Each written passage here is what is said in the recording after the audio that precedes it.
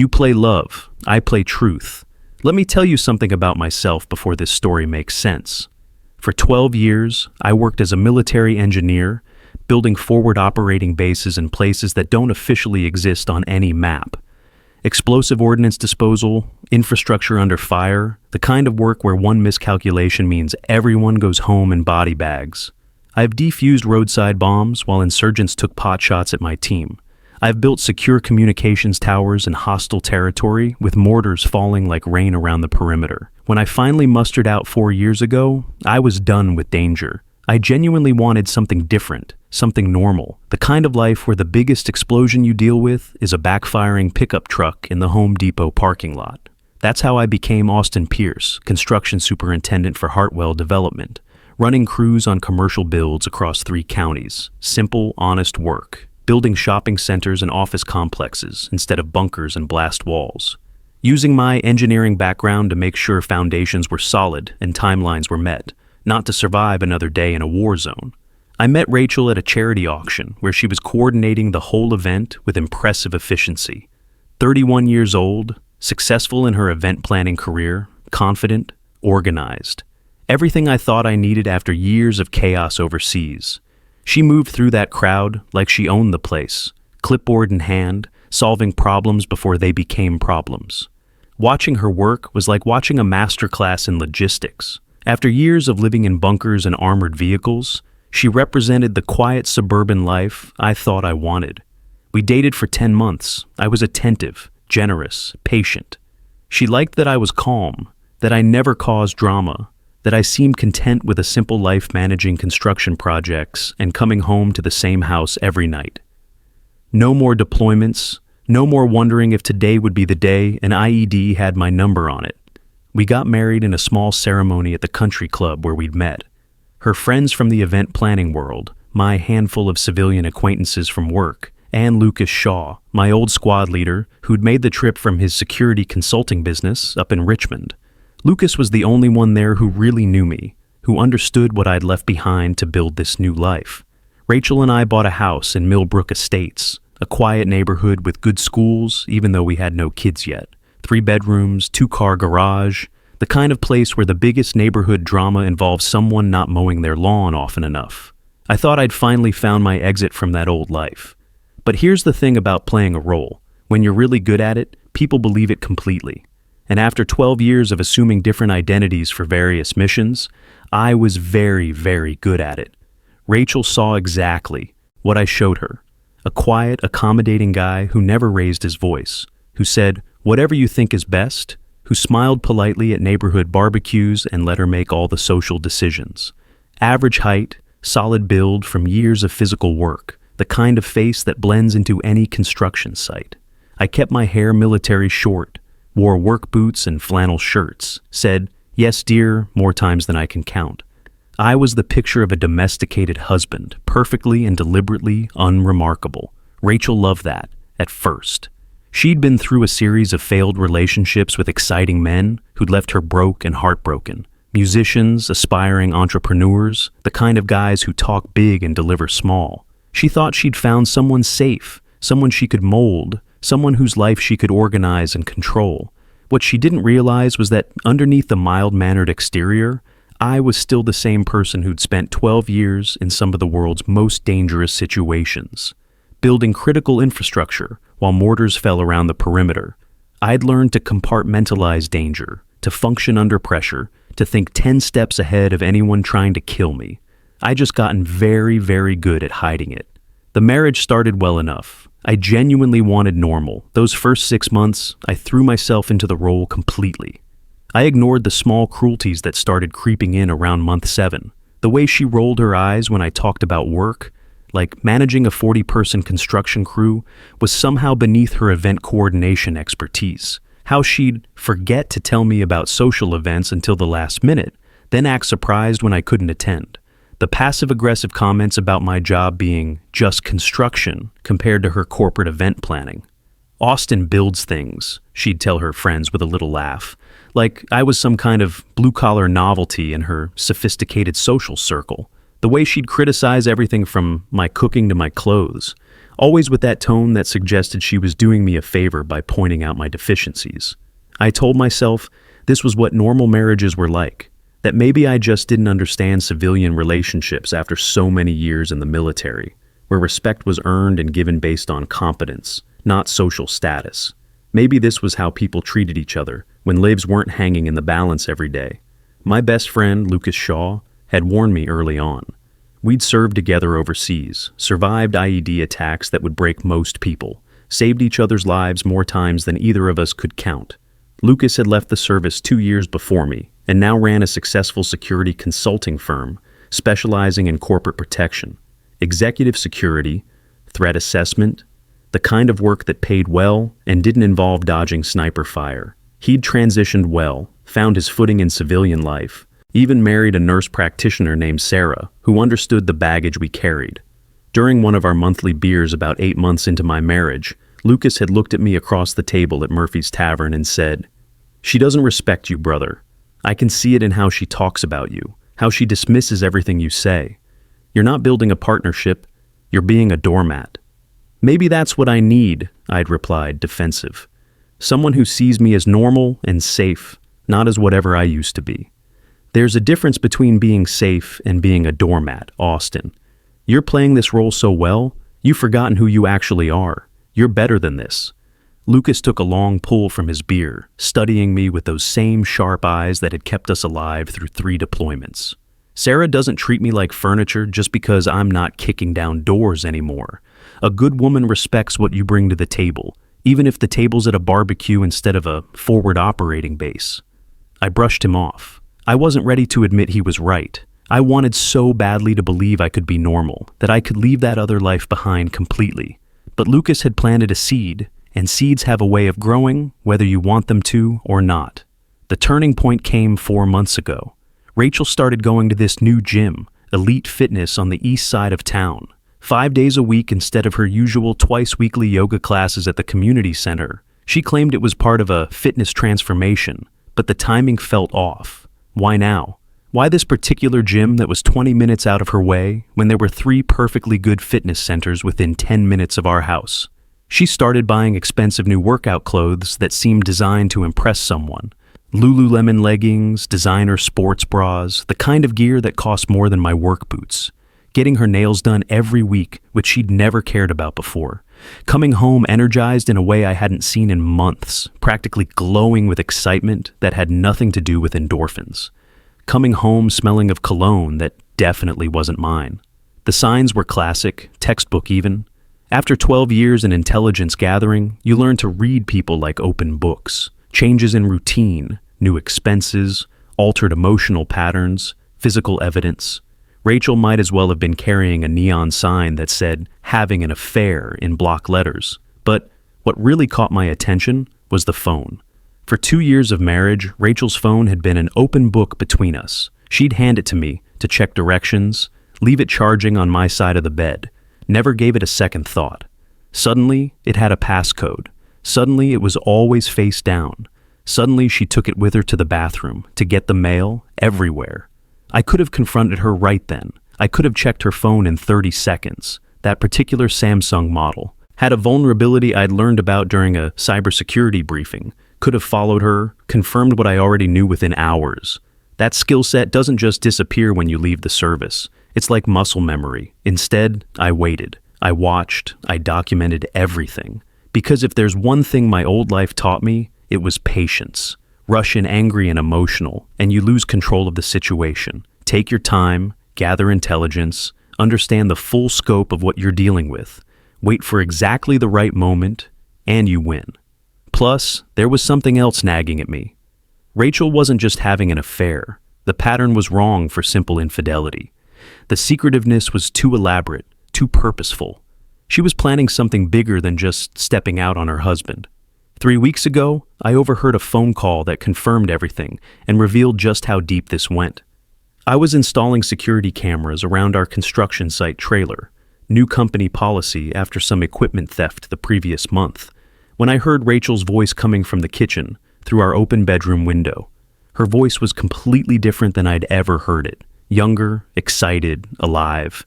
In a way it never was with me. like she was a different person entirely. The kind of voice women use when they're talking to someone they're trying to impress, someone who makes them feel special.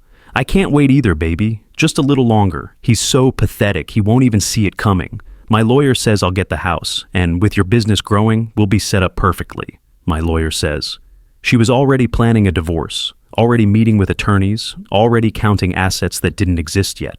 The house she wanted? The one I'd bought with my VA loan, the one where only my name appeared on the deed because her credit was too damaged from her previous relationships to qualify for financing. Damien, I love you so much. Soon we won't have to hide anymore. Damien. I felt that cold, familiar clarity settle over me, the same mental state that had kept me alive during bomb disposal operations. Emotions compartmentalized, analytical mind engaged, mission parameters defined. That night, I ran a background check using resources I'd sworn I'd never access again. Old contacts, databases that technically didn't exist. The kind of information gathering that left no digital footprints. What I found wasn't surprising, but it was comprehensive. Damien Cross, 38 years old, personal trainer and self-described business consultant who'd never been married despite his age. He had a reputation in certain circles as someone who liked to seduce married women for sport, manipulate them into bad financial decisions, then disappear when things got complicated or expensive. 2 restraining orders from previous clients who had discovered his true nature too late. A string of failed fitness ventures that had left investors holding empty bags, wondering how their money had evaporated so quickly. A pattern of financial manipulation disguised as romantic relationships, targeting women with assets and emotional vulnerabilities. Known for being charming, manipulative, and utterly without conscience. The kind of predator who left destruction in his wake and never faced real consequences because he was careful about covering his tracks and choosing victims who were too embarrassed to press charges. Perfect match for Rachel, apparently. Or rather, she was a perfect target for him. But as I dug deeper, I realized Rachel wasn't just a victim in this scenario. She was an active participant, the offshore account she thought was so secret. I found the paperwork hidden in her home office, filed under Event Planning International Clients. Clever if you didn't know what to look for. But I'd seen money laundering operations in 3 different countries, and this had all the hallmarks. Shell company in the Cayman Islands, routing numbers that trace back to banks known for asking very few questions, deposit amounts structured to avoid federal reporting requirements. Someone had taught Rachel how to move money without leaving obvious trails. That someone was almost certainly Damien. I could have just left right then, filed for divorce, moved on, let them have each other and deal with the inevitable fallout when Damien moved on to his next victim. The smart move would have been to cut my losses, take what I could get in the divorce settlement, and start over somewhere else. But something cold and familiar woke up inside me, the part of me that had tracked down insurgent bomb makers across hostile territory, the part that had built secure installations under enemy fire with surgical precision, the part that had made dangerous people very careful about who they targeted. I realized I wasn't just Austin Pierce, the mild-mannered construction superintendent anymore. That was just a mask I'd been wearing, a role I'd been playing. Underneath, I was still someone much more dangerous than either Rachel or Damien could possibly imagine. I decided to let this play out. Let them think they were winning. Let them believe I was the pathetic, oblivious husband Rachel described. And when the time was exactly right, I'd show them what happens when you underestimate the quiet man running the job site. The surveillance setup took 3 weeks to implement properly. I used equipment from the construction company's security inventory. Commercial-grade cameras small enough to hide, but sophisticated enough to capture everything I needed. Installing them was simple. I knew every inch of our house, every blind spot, every angle that would provide maximum coverage. The cameras went in during Rachel's regular Tuesday evening book club, which I now knew was actually her planning session with Damien at a coffee shop downtown. I had 2 hours to work, and I used every minute efficiently. Living. Room, kitchen, front and back entrances, even one in the garage in case they decided to use that space for anything interesting. The feeds connected to a secure server I set up in my workshop, accessible remotely through encrypted channels.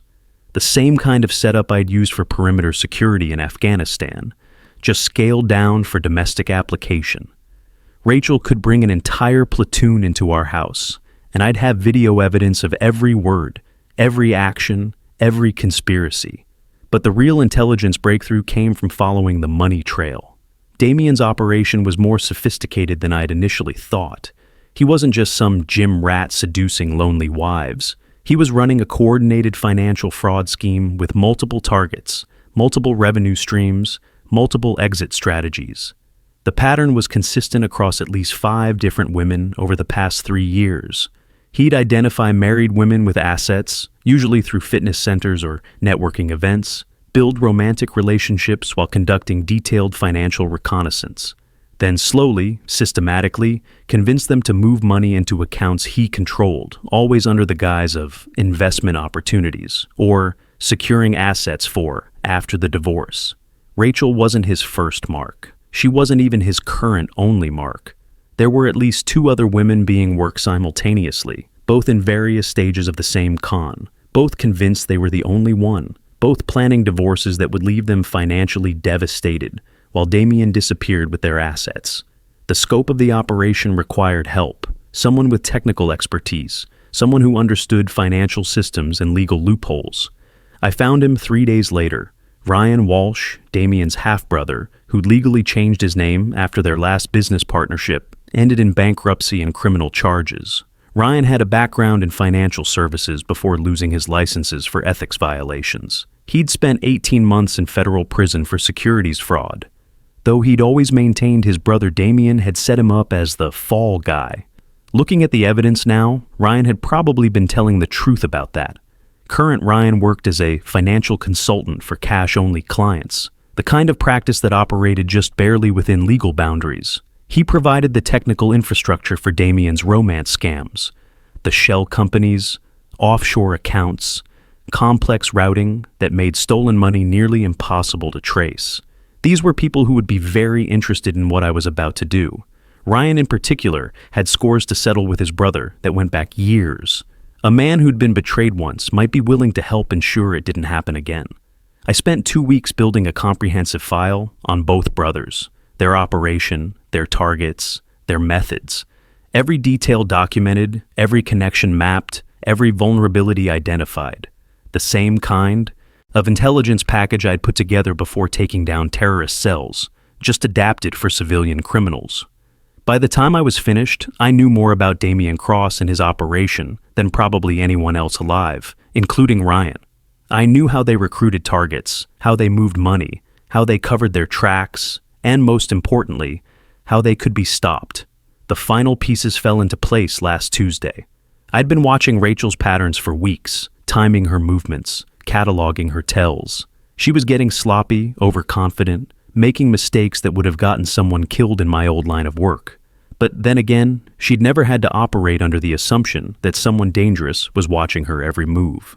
Lucas came down from Richmond that morning, ostensibly for a business meeting with one of my subcontractors about security consulting for a new office complex we were building. But really, he was there to provide backup and witness testimony for what was about to happen. "You sure about this approach?" he asked as we sat in my truck outside the job site, watching my crew pour concrete for the foundation of what would become a medical building. "You could just divorce her, take what you can get, move on, clean her that way." "Clean doesn't teach lessons," I replied, checking my phone for the latest surveillance feed update. Rachel was at her yoga class, the actual one this time, her alibi for the day. "These people have been doing this for years, Lucas. How many women has Damien destroyed? How many families has he torn apart? Someone needs to stop him permanently." "And you're that someone?" "I'm the someone who has the skills, the resources, and the motivation. Plus, I'm probably the first husband he's targeted who knows how to fight back properly." Lucas studied me for a long moment. "There's the brother I remember. The one who spent 3 days tracking that bomb maker through Fallujah because he'd killed those kids at the market. Some people need to be stopped, and sometimes the system isn't equipped to do it. That's what we learned over there, right? Sometimes you have to handle things yourself." That evening, I made dinner as usual. Grilled chicken and vegetables, following a recipe I'd found online exactly. Rachel picked at it, checking her phone every 30 seconds, her leg bouncing with barely contained energy like she could barely stand to be in the same room with me. The anticipation was killing her. I could see it in every gesture, every glance toward the clock. She had plans for tonight, big plans, and I was an obstacle to be removed. "This is too dry," she said, pushing the plate away after 2 bites. "I followed the recipe exactly," I replied calmly, my voice neutral. "Well, maybe you're just not good at cooking. You're not good at a lot of things." She stood up abruptly, her chair scraping loudly against the floor. "I'm going out. Don't wait up. It's Tuesday night. Where are you?" "Going?" Her eyes flashed with something ugly. Contempt mixed with barely restrained anger, like she was tired of pretending to be civilized. "Since when do I need your permission? God, you're so clingy. I can't even breathe in this house without you questioning me." She left in a cloud of expensive perfume. Perfume I'd never seen her wear before, something that probably cost more than I made in a day. Probably bought specifically for Damien, another investment in her imaginary future. I sat at the table alone, the untouched dinner cooling between empty chairs. Then I pulled out my laptop and made final preparations for what was coming. I uploaded everything to secure cloud storage, sent encrypted files to Lucas, made sure every piece of evidence was backed up in multiple locations. Damien Cross had enemies, lots of them. Former business partners he'd cheated out of investments, women he'd discarded after manipulating them into draining their savings accounts. I'd spent weeks cataloging them, reaching out through carefully anonymous channels, building a network of people who would be very interested in seeing him face real consequences. His half-brother Ryan was particularly motivated. I'd approached him through intermediaries, leaked just enough information about Damien's current operation to get his attention. Ryan had spent 18 months in prison for crimes his brother had actually committed. He was ready to cooperate, ready to provide testimony, ready to see Damien finally face justice for all of it. Rachel came home at 2 a.m. that night, reeking of wine and cologne that definitely wasn't mine. She stumbled past me without a word, didn't even try to hide where she'd been or what she'd been doing. Why should she? In her mind, I was too pathetic to matter, too weak to be a threat. I just added another data point to my mental ledger, another piece of evidence to the file I was building. Every night she came home late was another count of adultery. Every lie she told was another example of deception. Every dollar she moved to offshore accounts was another count of financial fraud. But last night was when everything changed, when Rachel made the mistake that would end her comfortable life and expose Damien's entire operation. Rachel came home early, around 6 p.m. Her face was flushed with anticipation and excitement, like a kid on Christmas morning who knows exactly what present is waiting under the tree. She showered for over an hour using expensive bath products I'd never seen before, products that probably came from some boutique spa downtown. She changed into the black dress I'd bought her for our anniversary. An anniversary dinner she'd complained through the entire evening, making snide comments about the restaurant being trying too hard and the food being pretentious. Now she was wearing that same dress to impress another man in our home. She spent another hour on her makeup and hair, styling everything perfectly, getting ready like she was going to a gala or a wedding, putting in effort I hadn't seen her make in months, the kind of effort that used to be reserved for me back when she still thought our marriage had value. Then she walked into the living room where I was reading a construction manual on the couch and said the words that sealed her fate, the words that would destroy the life she thought she was so cleverly building. "You know that guy from the gym, Damien? We need to talk about him." I looked up from my manual slowly. She stood in the doorway, arms crossed, wearing that black dress like armor, her makeup perfect, her hair cascading over her shoulders in waves that had taken an hour to create. "What about him?" "He's coming over tonight. You need to make yourself scarce. Go stay at Lucas's place or something. I want you gone by 8. She said it with such casual cruelty, such absolute confidence, that for a moment I almost admired the sheer audacity of it.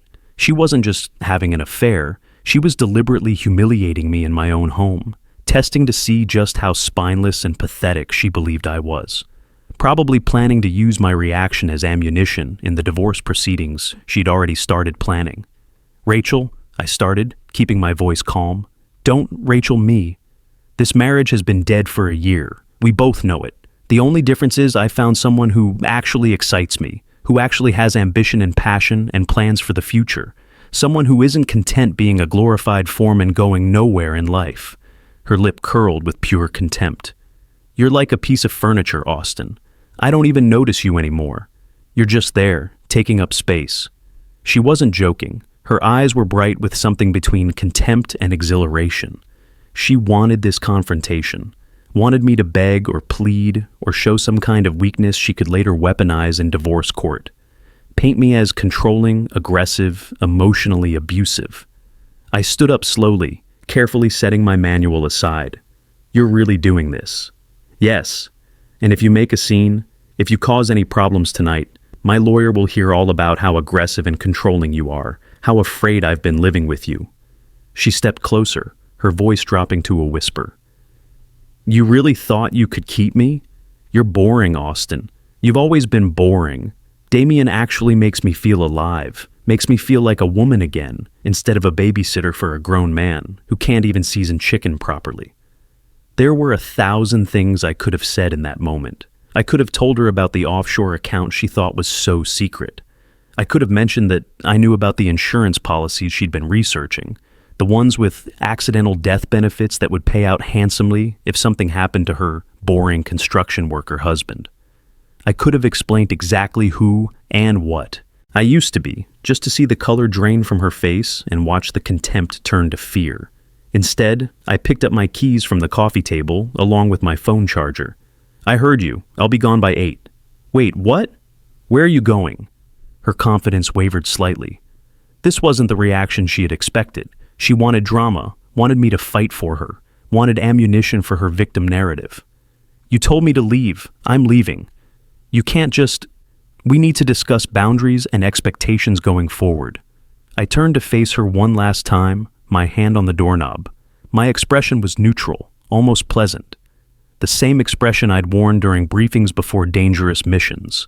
Only someone trained to read micro-expressions would have seen the coldness in my eyes, the slight tension in my jaw that meant I was operating in full tactical mode. "Enjoy your evening, Rachel. I hope it's everything you've been planning for." I left without slamming the door, without giving her the dramatic reaction she wanted. I drove my 10-year-old Ford F-150, the truck Rachel constantly complained about, calling it embarrassing and saying it made us look poor, through our quiet suburban neighborhood and checked into a Holiday Inn 20 minutes away. I paid cash so there'd be no credit card trail and went up to my second-floor room overlooking the parking lot. Then I pulled out my laptop and activated the surveillance system I'd installed in our house 6 weeks ago. Hidden cameras, commercial-grade equipment that was invisible to anyone who didn't know exactly where to look. At 8:15, Damien Cross pulled into my driveway in a silver BMW 3 Series. Expensive, or at least it looked expensive to people who didn't know better. According to the financial records I'd pulled, Damien was mortgaged beyond belief, leveraged on multiple failed business ventures with outstanding debts of approximately $2 million. The BMW was financed, not owned. Rachel met him at the door. They kissed like teenagers, all hands and desperate groping. I watched them disappear into the house, then opened a different file on my laptop. The comprehensive dossier I'd been building on Damien Cross and his entire operation. But I wasn't just watching, I was broadcasting. Every feed was being recorded to secure servers, but more importantly, it was being live-streamed to a very select audience. Ryan Walsh, Damien's half-brother and former business partner. 3 women who'd been victimized by Damien's previous schemes. 2 FBI agents who'd been tracking financial fraud in the fitness industry. And Lucas Shaw, who was positioned in an unmarked van 3 blocks away, coordinating with local law enforcement who'd been briefed on the situation hours earlier. See, before Rachel told me about her gym boyfriend, I'd already put a plan in motion. I'd left certain items where Damien would find them during his tour of my house. My old combat engineer, certification displayed prominently on the office wall. A photo from my deployment showing me in full gear standing next to a destroyed building. A commendation letter with just enough visible to sound terrifying. At midnight, my phone started buzzing. Text from Rachel. "Where are you?" I didn't respond. At 1 a.m. "Austin, answer me. This is childish." At 2 a.m. "You can't just disappear. We have things to resolve." By 3 a.m., I had 37 missed calls and a flood of increasingly panicked texts, the tone shifting from annoyed to genuinely frightened. The last one made me smile. "Please come back. He found your military photos and freaked out. Started asking questions about what you really did overseas. Who are you really?" Damian Cross, professional predator and manipulator of vulnerable women, took one look at evidence that his latest mark's husband might be more dangerous than expected, and ran like the coward he was. But by then, it was too late. Everything was documented, recorded, and in the hands of people who knew exactly what to do with it. Some battles are won with explosives, others are won with patience, intelligence, and perfect timing. After 12 years of military engineering and 4 years of construction management, I'd learned both approaches very, very well. When people ask if I regret any of it, I tell them the truth.